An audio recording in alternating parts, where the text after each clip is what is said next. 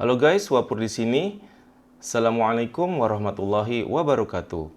Kali ini kita akan melanjutkan pembahasan bagian kedua mengenai DDR5 teman-teman.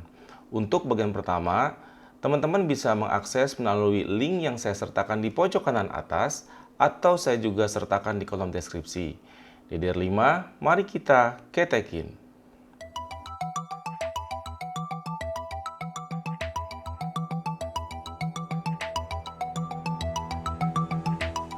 Pada gambar yang ada di hadapan teman-teman, ini adalah sebuah ilustrasi perbandingan kecepatan antara SSD dan RAM komputer teman-teman. Secara umum, RAM memiliki kecepatan sekitar 3000 kali bahkan lebih dibandingkan SSD teman-teman. Dan kalau boleh kita ilustrasikan, ini seperti membandingkan kecepatan kura-kura yang berjalan melawan kecepatan pesawat supersonic Mach 3. Apalagi misalnya teman-teman membandingkan kecepatannya dengan kecepatan harddisk atau HDD. Seperti teman-teman ketahui, agar aplikasi bisa berjalan dengan efektif, maka aplikasi membutuhkan RAM. Sehingga dibutuhkan loading aplikasi dan data ke dalam RAM dari SSD atau storage saat aplikasi dijalankan. Ini yang disebut dengan proses loading aplikasi. Itulah mengapa sebuah aplikasi umumnya selalu menyediakan informasi kebutuhan RAM minimum dan rekomendasi untuk bisa berjalan dengan baik. Sebagai contoh, aplikasi AutoCAD 2022 membutuhkan kebutuhan RAM minimum sebesar 8 GB. Tetapi, AutoCAD sendiri merekomendasikan RAM sebesar 16 GB untuk supaya aplikasi ini bisa berjalan lebih maksimum. Sebagai tambahan informasi lainnya, RAM itu bersifat volatile teman-teman. Artinya, dia membutuhkan suplai listrik untuk bisa menyimpan data. Ini berbeda dengan seperti SSD atau storage lainnya yang bersifat non-volatile. DDR atau Double Data Rate adalah sebuah arsitektur memori dual channel di mana terdapat dua buah channel yang menghubungkan antara CPU dan memori. Di sini, jumlah pumping data itu sebesar 2 kali lipat dibandingkan frekuensi aslinya itu sendiri teman-teman. Sebuah memori misal dengan spesifikasi DDR4 3600 yang ada di depan layar teman-teman. Memori ini sebetulnya bekerja dalam frekuensi 1800 MHz, di mana angka 3600 itu sendiri itu disebut dengan megatransfer per second. Beberapa orang menyebutnya dengan 3600 MHz, tetapi saya sendiri lebih suka dengan sebutan megatransfer atau gigatransfer agar kita bisa membedakan dengan clock atau frekuensi aslinya. Nah, jangan heran apabila teman-teman membuka aplikasi seperti CPU Z, di situ teman-teman akan melihat frekuensi asli dari memori yang ada teman-teman miliki. Sel memori pada DDR RAM disusun dalam bentuk susunan array 2 dimensi teman-teman. Nah, ini berbeda dengan storage array SSD yang disusun dalam bentuk 3 dimensi. Karena hanya 2 dimensi tadi, kapasitasnya pasti jauh lebih kecil dibandingkan kapasitas SSD. Tetapi tentunya lebih cepat. Ingat teman-teman pada ilustrasi perbandingan kecepatan kura-kura dan pesawat supersonik sebelumnya. Nah, untuk memudahkan perbandingan, bersama-sama kita akan bongkar satu buah keping DDR5 UDIMM 16 GB, di mana terdapat 8 buah chip terpasang dalam konfigurasi single rank sebagai berikut. Di sini terdapat 8 buah chip, di mana masing-masing chip berukuran 2 GB, sehingga kapasitas dari keping DDR5 yang ada di depan layar teman-teman adalah 8 kali 2 GB sama dengan 16 GB. Tetapi teman-teman perlu ingat bahwa DDR5 setiap kepingnya memiliki dua buah subchannel, sehingga kapasitas dari masing-masing subchannelnya dibagi dua dari 16 GB, yaitu 8 GB per subchannelnya. Sedangkan arti dari single rank itu sendiri adalah bahwa biasanya hanya terdapat satu sisi dari keping RAM itu sendiri yang berisi chip. Nah, ilustrasi perbandingan antara single rank dan dual rank teman-teman bisa lihat pada gambar di depan teman-teman. Kemudian kita coba akan ilustrasikan satu buah chip yang ada dalam keping memori tersebut. Satu buah chip berukuran 2 GB yang ada di dalam keping DIMM tersebut adalah sebuah kumpulan dari sel array memori 2 dimensi yang terdiri dari baris dan kolom. Mari pelan-pelan kita pahami secara step by step teman-teman. Jumlah sel pada gambar tentunya hanya sebuah ilustrasi dan bukan jumlah sel yang sebenarnya. Setiap kolom pada kumpulan sel array 2 dimensi tersebut dinamakan dengan istilah bit line, sedangkan setiap baris dinamakan dengan istilah word line. Sekarang kita coba melakukan zoom in pada kumpulan memori array 2 dimensi tersebut. Setiap kotak mewakili satu sel memori yang merupakan komponen mikroskopik yang terdiri dari gabungan transistor dan kapasitor. Di sini terdapat ilustrasi satu sel memori, di mana setiap komponen kita berikan penomoran. Nomor 1 adalah bit line ataupun kolom aksis Y, sedangkan nomor 2 adalah word line ataupun baris atau aksis X. Sementara nomor 3 adalah transistor on-off sebagai gateway untuk memberikan atau memutuskan arus. Nomor 4 adalah kapasitor yang menyimpan data. Ini berupa 0 atau 1. Nomor 5 adalah kapasitor sebagai buffer atau data transit yang menyimpan data sementara yang terdapat dalam bit line.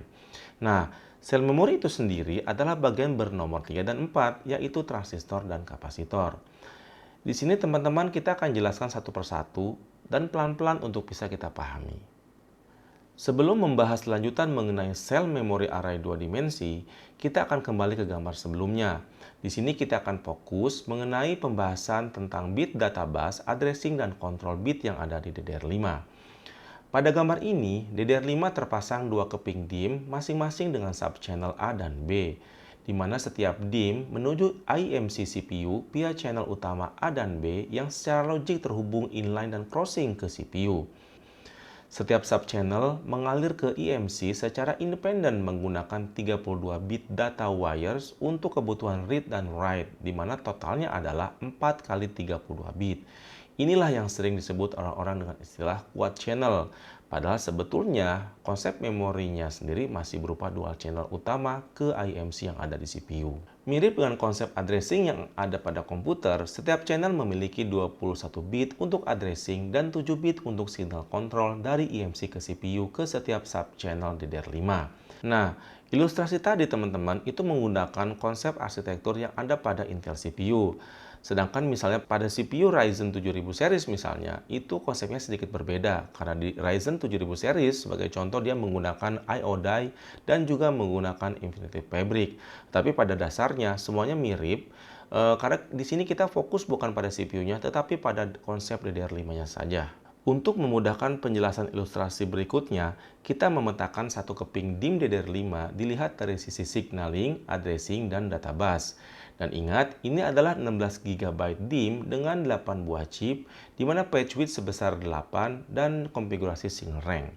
Nah, untuk addressing dan signal, DDR5 melakukan share bit wire per channel seperti pada gambar.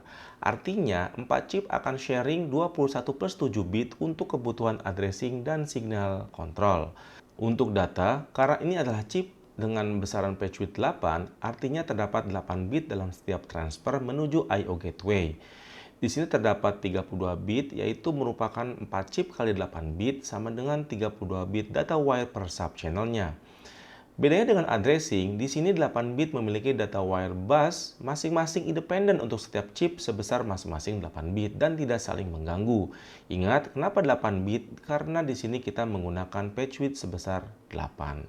Sekarang kita kembali ke pembahasan memory array yang kita ambil dari sampel satu chip 2 GB sebelumnya.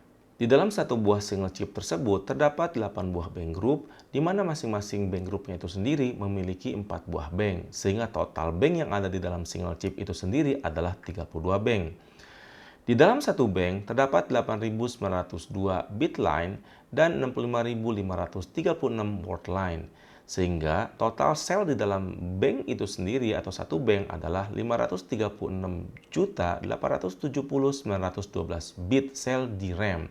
Dan kalau kita konversi ke dalam ukuran megabyte itu berukuran 64 megabyte. Artinya di dalam satu buah bank group terdapat 256 megabyte. Ini adalah perkalian dari 4 kali 64 megabyte. 4 itu sendiri adalah karena dalam satu bank group terdapat 4 buah bank. Artinya apa? Dalam satu single chip tersebut terdapat 17.179.869.184 sel memori. Artinya apa? Artinya ini adalah seukuran dengan 2 GB kapasitas DRAM per chipnya. Kalau kita lakukan kalkulasi matematika, di sini artinya 32 bank dikali 536.870.912. Ini adalah 17 miliar atau 8 kali 256 MB, artinya adalah 2 GB. Kenapa 256 dikali 8? Karena terdapat 8 buah bank group dan masing-masing bank groupnya berukuran 256 seperti pada perhitungan sebelumnya. Row di dalam memory cell disebut dengan word line, sementara kolom dalam memory cell disebut dengan bit line. Teman-teman harap diingat istilah ini karena ini akan dibawa kepada pembahasan-pembahasan berikutnya. Untuk dapat mengakses sebuah alamat sel, diperlukan 21 bit yang menandakan alamat sebuah sel dari sisi row. Pertama-tama tentunya kita menentukan row target dari sel tersebut. Pertama-tama 3 buah bit digunakan untuk menentukan alamat bank group. 3 bit di sini adalah karena 2 pangkat 3 adalah 8, di mana dalam satu chip tersebut terdapat 8 buah bank group. Bit berikutnya adalah 2 bit untuk menentukan bank tujuan di dalam bank group. 2 pangkat 2 adalah 4, di sini karena terdapat 8 buah bank di dalam satu buah bank group. 16 bit berikutnya digunakan untuk memilih word line atau row tujuan. Nah, di sini kenapa 16 bit? Karena 2 pangkat 16 adalah 65.536 word line. Seperti teman-teman ketahui, di dalam satu bank terdapat 65.536 baris sel memori array 2 dimensi. Nah, kumpulan bit di atas menggunakan 21 bit addressing bus yang tersedia. Nah, setelah row ditentukan, dibutuhkan 10 bit berikutnya untuk menentukan alamat target dari sel bit line ataupun kolom. Dan ini menggunakan 21 bit addressing yang sama. Mengapa 10 bit, padahal terdapat 8192 kolom? Ingat, ini adalah sampel memori dengan page width sebesar 8, sehingga 8192 dibagi 8 adalah 1024. Sehingga hanya diperlukan 10 bit, di mana 2 pangkat 10 adalah 1024. Nah, alamat kolom awal aja teman-teman, dan sisa bitnya menyesuaikan 8 bit secara berurutan sesuai dengan page width yang berukuran 8. Semoga teman-teman nggak puyeng ya. Kalau puyeng, teman-teman bisa pause dan coba perhatikan dan baca secara pelan-pelan kembali. Berikutnya kita akan fokus kembali pada penjelasan memori sel yang merupakan kumpulan dari transistor dan kapasitor. Nah, kita coba gandakan dari gambar sebelumnya teman-teman. Nah, memori sel ini dinamakan dengan 1T1C cell atau single transistor, single kapasitor. Di sini terlihat bahwa bit line tidak pernah bersentuhan dengan garis word line. Satu sel merepresentasikan satu bit data antara bit 0 atau bit 1. Bit 1 artinya kapasitor berisi penuh elektron dengan tegangan 1,1 volt. Sedangkan bit 0 artinya kapasitor tidak berisi elektron sama sekali alias tegangannya 0 volt. Ketika sebuah target row sudah dipilih sesuai dengan proses pengalamatan yang kita bahas sebelumnya, word line ataupun row akan berisi tegangan dan transistor akan dinyalakan. Dan aliran data ataupun voltase dari ke kapasitor bit line sesuai perintah write ataupun read akan terjadi. Ketika tidak ada tegangan dari word line, artinya row itu pasif, transistor kembali ke switch off proses. Dan data ataupun tegangan dalam kapasitor data ataupun kapasitor bit line tidak akan berubah karena tidak ada perintah write ataupun read. Istilahnya, row itu tidak aktif ataupun dalam proses diisolasi. Walaupun hanya read, tetap akan ada proses modifikasi elektron ataupun tegangan dalam kapasitor data. Nanti kita jelaskan lebih detail tentunya. Selain proses read dan write, ada lagi aktivitas ketiga terkait tegangan ini, yaitu proses refresh. Refresh adalah proses mempertahankan isi sebuah kapasitor data, karena kapasitor yang super kecil tersebut rawan terjadi kebocoran ataupun leak elektron termasuk karena adanya interferensi dengan modul-modul di sekitarnya. Ketika proses addressing sudah menentukan alamat ataupun target dari row ataupun word line dalam sebuah bank, maka word line akan berisi tegangan dan mengaktifkan row tersebut. Sementara row lain dalam bank yang sama, yaitu 65.535 row lainnya akan diisolasi. Sel memori pada bit line yang terhubung dengan respektif row tersebut juga akan aktif. Ingat, ini adalah bank dengan 65.536 row dan 8.192 kolom.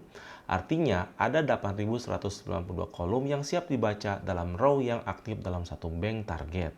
Alamat row target yang menggunakan pengalamatan 21 bit tersebut didekode oleh sebuah modul yang dinamakan dengan row decoder.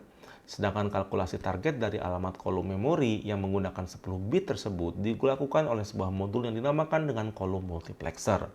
Kolom multiplexer ini juga akan mengalirkan data per 8 bit. Ingat, ini adalah memori dengan page width besaran 8. Nah, aliran data itu mengalir dari atau ke I/O menuju atau dari eksternal, misalnya CPU. Seperti yang teman-teman bisa lihat pada gambar, baca tulis dilakukan dalam 8 bit berurutan sesuai dengan besaran page width. dan dapat dilakukan berkali-kali dalam row yang aktif. Katakan sampel row yang aktif adalah row nomor 12.345. Dan ingat, dalam satu row yang aktif hanya 8 bit data yang bisa di-read dan write dalam satu clock cycle. Ingat, ini adalah page width memory dengan besaran 8. Proses baca pada row yang sudah ready atau aktif disebut dengan row hit ataupun page hit.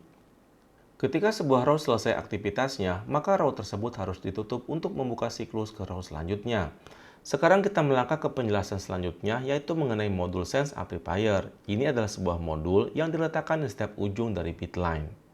Tugas dari Sense Amplifier adalah merasakan tegangan pada setiap kolom bit line, dan setiap tegangan yang dia rasakan akan disimpan sementara dalam kapasitor bit line. Ingat, di dalam bit line pun memiliki kapasitor, seperti yang teman-teman lihat pada ilustrasi. Selanjutnya kita akan melakukan pembahasan bagaimana proses aktivitas read dilakukan pada memori DDR5. Sebelum row target dipilih, langkah pertama adalah menonaktifkan semua word line ataupun row. Kemudian 8192 kapasitor bit line dilakukan pre-charge dengan ukuran 0,55 volt, yaitu setengah dari nilai VDD DDR5 sebesar 1,1 volt. Dan proses ini dilakukan oleh modul Sense Amplifier. Setelah seluruh kapasitor bit line dilakukan pre-charge, maka row target mulai diaktifkan menggunakan pengalamatan 21 bit address yang kita bahas pada pembahasan sebelumnya. Sisa row yang lainnya dalam bank tersebut akan diisolasi atau dinonaktifkan. Teman-teman, seperti kita ketahui bahwa proses pemilihan row menggunakan 21 bit pengalamatan tadi itu menggunakan modul yang dinamakan dengan row decoder. Nah, di sini adalah bagian pentingnya, teman-teman. Apabila kapasitor data berisi 1,1 volt ataupun bit 1, maka transistor akan melakukan sedikit charge menambah voltase ke kapasitor bit line. Dan voltase ini diambil dari kapasitor data. Artinya, voltase kapasitor data akan berkurang sedikit juga. Ini yang saya bilang, walaupun proses read tetap akan ada perubahan di kapasitor data. Sebaliknya, apabila data yang dibaca adalah 0 volt ataupun bit 0, tegangan pada kapasitor bit line akan dialirkan ke kapasitor data. Kemudian, Sense Amplifier akan mendeteksi adanya kenaikan ataupun penurunan tegangan di kapasitor bit line dan akan melakukan enforce fault di kapasitor bit line dan kapasitor data menjadi 1,1 volt ataupun 0 volt menyesuaikan dengan perubahan tegangan yang ada di kapasitor bit line. Apabila sudah selesai, pada tahap ini row dianggap sudah dalam posisi open. Proses selanjutnya adalah tentunya menentukan kolom target yang dilakukan oleh kolom multiplexer menggunakan pengalamatan 10 bit address. Dan ingat, karena ini adalah page width dengan ukuran 8, maka satu kali proses pembacaan data yang akan dibaca adalah sebesar 8 bit juga. Data kemudian dibaca dan dialirkan dari bit line menuju I/O gateway dan kemudian diteruskan ke CPU. Berikutnya kita akan membahas mengenai aktivitas proses write, teman-teman. Proses awal dari proses write ini mirip dengan aktivitas awal pada proses read juga. Setelah 8 bit data dari CPU masuk ke write driver dan alamat bank dipilih menggunakan pengalamatan 21 bit address yang kita bahas sebelumnya, maka seluruh kapasitor bit line dilakukan pre-charge 0,55 volt oleh Sense Amplifier. Kemudian satu alamat row dipilih di mana sisa row lainnya akan diisolasi atau dinonaktifkan. Dan isi kapasitor bit line akan disesuaikan ke 1,1 volt ataupun 0 volt tergantung isi dari kapasitor data.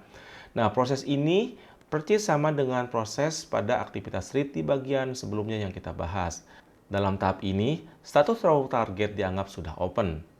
Karena ini adalah proses write, setelah kolom multiplexer menerima alamat kolom tujuan menggunakan pengalamatan 10 bit address yang kita bahas sebelumnya, multiplexer juga menghubungi write driver meminta data 8 bit yang akan ditulis. Kemudian Sense Amplifier melakukan perubahan voltage pada bit line diteruskan pada kapasitor data sesuai dengan isi 8 bit data dari write driver. Setelah seluruh proses selesai, row kemudian akan diisolasi atau dinonaktifkan kembali. Perubahan voltase yang dilakukan oleh Sense Amplifier pada saat aktivitas read ini menggunakan besaran voltase yang lebih kuat dibandingkan yang digunakan pada saat proses read, yaitu sebesar 1,4 volt. Nah, teman-teman, apakah ada yang tahu mengapa pada saat proses write ini menggunakan voltase yang lebih besar dibandingkan proses read? Nah, untuk yang tahu, teman-teman bisa drop di kolom komentar. Berikutnya kita akan membahas mengenai proses refresh yang ada di DDR5. Proses ini mirip banget dengan proses yang pada aktivitas read dan write sebelumnya. Pada target bank terpilih sesuai sequence ataupun scheduler, seluruh row akan ditutup sehingga tidak ada yang bisa melakukan read atau write di sini. Kemudian, seluruh bit line akan di precharge ke angka voltase 0,55 volt seperti pada proses yang teman-teman sudah ketahui sebelumnya. Dimulai dari row pertama, row akan di-open, kemudian nilai voltase bit line akan turun ataupun naik sedikit tergantung dari voltase bit data yang ada di kapasitor data. Kemudian sense amplifier akan mendeteksi perubahan kapasitor bit line dan memaksa bit line dan kapasitor data ke bit yang sesuai dengan voltase penuh. Dan seperti pada proses write, nilai pemaksaan ini atau enforcing ini ada di angka 1,4 volt bukan 1,1 volt teman-teman. Tujuannya sebagai buffer fault karena rawan sekali elektron dalam kapasitor mengalami leak atau kebocoran. Karena pada dasarnya proses refresh hampir mirip dengan proses write. Teman-teman mohon diingat bahwa dalam satu bank group hanya satu bank saja yang dilakukan refresh. Ini berbeda banget dengan konsep ataupun arsitektur DDR4. Sehingga di sini diharapkan efisiensi ataupun kecepatan dari DDR5 akan meningkat jauh dibandingkan dengan DDR4. Proses refresh yang terjadi dalam bank dilakukan secara row by row dari 65.536 row yang ada. Ketika satu row di-refresh, kemudian selesai ditutup dan kemudian row lain akan dibuka. Begitu seterusnya sampai seluruh kapasitor yang ada di dalam word line ter-refresh secara keseluruhan. Sebetulnya, konfigurasi ataupun arsitektur dari sense amplifier tidak hanya bisa melayani satu buah bit line. Justru di sini dia bisa melakukan atau melayani dua buah bit line. Sehingga ilustrasi gambar sel array memory biasanya digambarkan seperti pada gambar yang teman-teman lihat di depan layar. Seperti pada penjelasan sebelumnya, dalam satu chip terdapat 32 bank. Mereka bisa memiliki row aktif masing-masing sehingga seperti terlihat pada gambar yang teman-teman lihat. Di sini hanya ilustrasi teman-teman. Di sini kita abaikan dulu proses refresh tentunya. Sehingga dengan banyaknya bank yang available, efisiensi DDR5 akan meningkat lebih tinggi dibandingkan DDR4. Dengan kata lain, jumlah row hit ataupun page hit akan meningkat lebih tinggi. Di dalam ilustrasi yang teman-teman lihat di depan layar, terdapat komponen ataupun modul yang dinampakkan dengan boost buffer. Ini adalah cache yang bekerja sama dengan read driver dan write driver. Masing-masing berukuran 128 bit. Artinya bisa menyimpan sementara 16 buah data masing-masing 8 bit sementara waktu. Kenapa 8 bit? Sekali lagi ini adalah page width memori dengan ukuran 8. 16 buah data tersebut akan di-burst ke atau dari CPU dalam 16 cycle clock berurutan, diambil read ataupun disimpal write dari atau ke burst buffer. 16 cycle pass clock inilah yang dinamakan dengan burst length. Pada DDR4, burst length hanya sebesar 8, sedangkan burst length pada DDR5 meningkat 2 kali lipat menjadi 16. Jumlah burst buffer pada keping DDR5 dengan sampel 8 chip yang kita pakai saat ini adalah sebanyak 16 set untuk proses read dan write menyesuaikan dengan jumlah chip tersebut. Dengan burst buffer ini, proses baca tulis ke memori meningkat ekstrim, apalagi dengan besaran burst length yang juga sebesar 16 meningkat 2 kali lipat dibandingkan dengan DDR4. Sebelum kita tutup, kita akan sedikit membahas mengenai DDR timing. Nah, penjelasan DDR timing pada kali ini akan kita relasikan dengan proses read, write, dan refresh yang sudah kita bahas pada pembahasan sebelumnya. Dalam contoh sebuah keping DDR, di sini terdapat 4 angka yang berurutan yaitu 32, 39, 39, dan 102. Yang pertama adalah CL ataupun charge latency, yang kedua adalah TRCD ataupun rush to charge delay, yang ketiga adalah TRP rush to precharge, yang keempat adalah TRAS ataupun active to precharge delay. CL adalah timing yang dibutuhkan untuk mengirimkan alamat kolom target terhadap row yang sudah open sesuai kolom target untuk tujuan pemrosesan bit data. Sedangkan TRCD adalah timing yang dibutuhkan untuk mengopen sebuah row setelah semua row selesai diisolasi dan bit line selesai di precharge sampai dengan siap menerima alamat kolom data. TRP adalah timing yang dibutuhkan untuk menutup row aktif dan melakukan precharge semua bit line sebelum row di-open. Sedangkan TRAS adalah timing yang dibutuhkan saat row baru dipilih dan ini adalah minimal waktu tunggu dari row aktif sebelumnya sebelum proses precharge pada bit line dilakukan untuk row yang baru. Sebagai catatan, satuan dari timing ini adalah clock cycle. Yang harus dipahami adalah bahwa semakin kecil timing, maka dikonsider RAM semakin cepat dan juga semakin mahal harganya. Semoga penjelasan mengenai DDR5 bagian kedua ini memiliki faedah buat teman-teman semua. Tidak ada gading yang terletak. Apabila ada kesalahan dalam materi ataupun penyampaian, teman-teman silakan drop di kolom komentar. Apabila teman-teman suka, silakan like. Apabila teman-teman tidak suka, silakan dislike. Terima kasih semua. Wassalamualaikum warahmatullahi wabarakatuh. Salam dari Ketekin.